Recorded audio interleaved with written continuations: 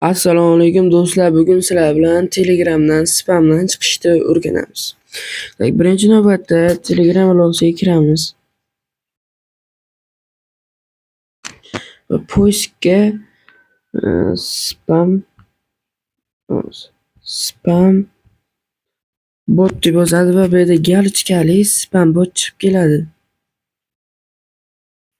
Va bu yerda masalan start bosamiz.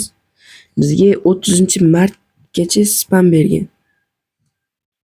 Bu yerdan keyin biz bu xato menyusini bosamiz. Ariza yozishga tayyormisiz deyapti. Ha deb bosamiz.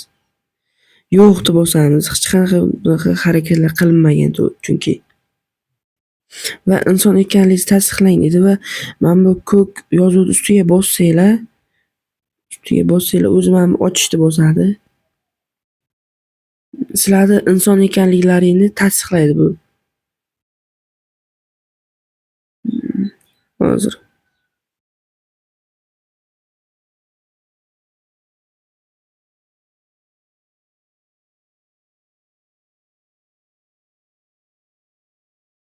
otib qolmasa, ho'kiz bo'lgandan keyin go back to spam bot bosasizlar. Keyin ikkita oz chiqasizlar. Tayyor deb bosasizlar. Keyin ariza yozish kerak bo'ladi. Bu yerdan o'zimga shaxsiy ariza yozib qo'yganman. Kanalimga tashlab qo'yibman. Asko blog mana shu kanalda turibdi ariza. Mana buni bosib turib copyright qilib olamiz. Bu hozir buni o'chirib qo'ygan ekanman.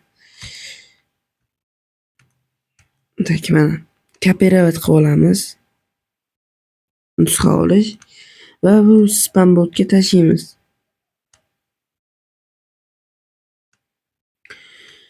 Rahmat, arizangiz qabul qilindi dedi. Keyin bunga kamida bir 1 soat yo 2 soat start bosmay turishlaring kerak.